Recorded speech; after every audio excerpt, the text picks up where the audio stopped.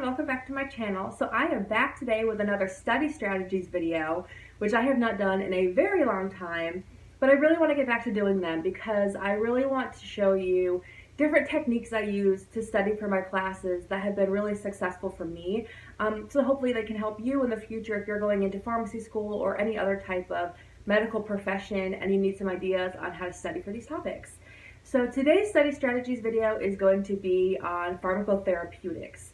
And so for this class, this is where we learn about the different disease states and what the guidelines are and how you decide what treatment to give one person over another and all that kind of stuff. So I just want to give you an idea of the method that I would go through to study for this class and give you some ideas of how I study for it, and so hopefully it'll help you if you're about to go into therapeutics or any other kind of like nursing school or medical school or anything like that where you need just some ideas on how to learn some drugs and things like that. Without further ado, let's go ahead and get into how I studied for pharmacotherapeutics. Okay, so of course the very first thing you're going to do is watch your lectures, right? So for my school, I am DE. I've talked about this like 6,000 times, but I'm a distance education student, so we watch our lectures online.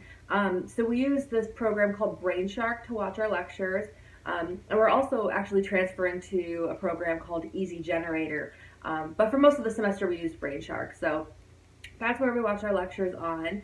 And then our professors also provide us with PowerPoints of like the notes of the PowerPoint of the lecture, right? So most of my classmates would just download the PowerPoint and look at it on their computer. But if y'all know me, you know that I am old school paper pencil kind of girl. So this is my binder that all of my pharmacotherapeutics notes are in, which I know it's like really hefty. But for me, I tried some digital like apps and stuff to take notes, and I just really struggled. It just didn't work for me personally. So I decided paper pencil was the way to go. And I know a lot of people think it's wasteful, but I mean, if that's what helps me learn, then I think it's worth it. You know what I mean? So this is my notebook. I have my syllabus in the front, and then I broke it up by disease state for each tab. So I have like asthma and COPD as one tab, hypertension, what else did we learn? Diabetes, thyroid, all those kind of different disease states that we learned this particular semester. I have broken up by tab. And I think I just have pretty much the PowerPoints in there by tab, and then I have some other like kind of random things that I did like in the pockets. So for today's purposes of showing you just how I study for a regular exam, I'm going to show you how I studied for hypertension. But I think that's a pretty basic topic to show you like exactly what I did. Okay, so like I said, the very first thing I do is watch the lectures. So I would always have the lecture up on my computer, and then I would print out the PowerPoint to have right next to me. And so while the lecture was on the computer, I'd be going through and looking at the PowerPoint and jotting notes in the margins of anything that the professor clarified or explained a little bit more. Anything that I felt like was noteworthy, I would write in the margins. And of course, if you're somebody who uses a digital app or, you know, take notes on your iPad or whatever, computer, then that's a great thing to do too. I would definitely annotate your notes in lecture. Don't just sit there and like passively listen or not listen. I think it's really important to pay attention to professor and listen in lecture because generally that is a very helpful thing to do. Okay, and then after I've already watched my lectures, I've taken my notes in my margins, that night I would try to go through the PowerPoint one more time. So I already went through the PowerPoint with the lecture, but I didn't necessarily like always know everything that was going on. I was just kind of following along with the professor. So at night, I would go through my notes, go through like all the annotations that I took in the margins. I just review it.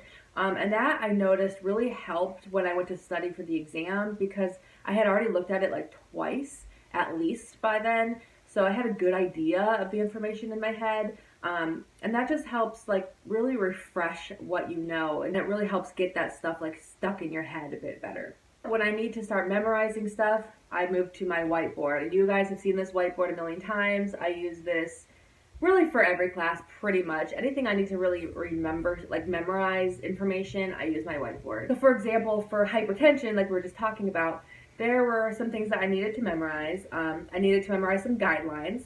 There was an algorithm that I had to memorize, a treatment algorithm. So if a patient came in with specific risk factors and a specific blood pressure, you have to know, should you give them a medication or recommend that their physician prescribes them a medication? Do they need to be on one medication or two medications? And then you also need to know, based on their medical history, so if they've had a stroke or a heart attack or if they have heart failure, things like that, diabetes, all those kind of different diseases, what drugs can they be on for their hypertension? Because some disease states you can't be on certain drugs. You want to be careful with certain drugs. So things like that, I definitely took to my whiteboard, and I would just write over and over and over again until I really got that in my brain. And then what's awesome is that on your exam, most schools, if not all schools, will let you have a whiteboard or scratch paper for your exam. So I was so used to writing them to practice, to study, that when I got in my exam, it was just habit. I could just write them all out, and I could really easily answer the question. So definitely, if you don't have a whiteboard, I would really advise you to invest in one. I actually just got a really big whiteboard from my in-laws. They were getting rid of it, and I was like, I'll take it. So I'm in the process of cleaning it, but it's like one of those big ones that you can put on the wall, which I really don't even have a wall, but I want to start using that because I think that would be really, really helpful when studying. But yes, whiteboard, get one. And then after I've gone through all the material, I feel pretty comfortable with having memorized the guidelines and memorized just those things. Then I would take to practice questions. That, I think, is the key to learning therapeutics, is practice questions. I would not go into, and I didn't learn this until like halfway through the semester, but I would not go into an exam in therapeutics without having done a bazillion practice questions. First thing I do is my school, they would actually send us the exam from the year before with no answers on it, and they wouldn't obviously use the same questions for our exam, but they would send us last year's exam. So I was able to go through that exam and look at the questions, and I can't show you them because it's the property of our school. But I would go through the questions, okay, and I would first try to do it just out of memory, right? Go through and answer the questions. And then I would, flag the ones that I didn't know, and I would look up every single question or every single answer after I went through them to check to make sure I was right. Because you know how sometimes you think you're right, and then you look it up and you're like, oh shoot, like I'm actually wrong here. So go through and check every single question. Then what I would do is I would look at the other answer choices, and I would try to decide, okay, in what scenario would this answer be right? In what scenario would this answer be right? And you go through it that way. That gets you thinking outside of the box of the specifics of that question, and it helps you really solidify the guidelines in your head, and it helps you kind of broaden and make everything kind of come together. And then what I would do is I would look at the question and I would change it up. So say the question, the blood pressure is a little bit elevated enough where they need a medication. I would change the blood pressure to make it even higher. Okay, then what? Or I would change the disease state. So if this person had this different disease, then what drug would I recommend? Okay, so I really recommend doing that, going through the questions, and not just go through the questions they give you, but change them up and see if you can still answer them. I think that really, really helps. And then after I went through the questions that my school gave me, I would seek out other questions. So I actually have this NAPLEX study book, which I'm way far out from taking the NAPLEX. For y'all that don't know, that is the boards that we have to take to get licensed as a pharmacist. And I won't be taking those until 2020. But I do have a practice book, because this book is really good. It has things broken up by disease state. It has the guidelines in there, and it gives you like key points to different things. So it's really helpful. But they also have questions in the back of every like disease state, every topic. They have practice questions. So I would go through here and do these practice questions and use the exact same method. So I would look at the different answer choices. When would this apply? When would this apply? And then I would change up what the question is asking. Change up the disease state, change the patient specifics, and see if you can still answer the question. Then, depending on if I had time, if I was cutting it too close to an exam, that's typically where I would stop. But then I would also go online and look up practice questions for that topic. I found a lot of really good nursing, like NCLEX sites that had like practice quizzes and stuff. And on YouTube, there's some really good instructional videos for nurses. And that was super, super helpful in practicing those questions. So I would say 100% for this particular class, practice questions. I mean, really for any class, but like really for this class, if you're in therapeutics, practice questions are 100% the way to go. Different sources, change up the questions. I think that's really going to be the key to getting through this class. So for a lot of the questions, they'll give you a patient scenario.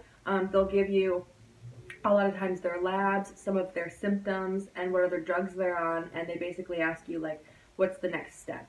That was a lot of our questions, was this is like, because that's real life, right? You're in a clinic, for example, patient comes into you, they have these disease states, their blood pressure is this, they're on this drug, what should be done, if anything? Because a lot of times that was an option too, is just leave it alone, right? But you need to know based on their labs, should you increase the drug, should you switch it to something else if it doesn't go along with their disease state or go along with another drug, things like that. So practicing those questions and thinking about it in different ways is really going to help you to pass those tests. So hopefully this helped you guys kind of getting an idea of some ways to study for therapeutics if you're kind of at a loss, like I don't even know what to do. This is how I studied. It was very, very helpful for me, and so hopefully it will be helpful for you. If you have studied for therapeutics and you have a different method that really worked for you, let us know in the comments below.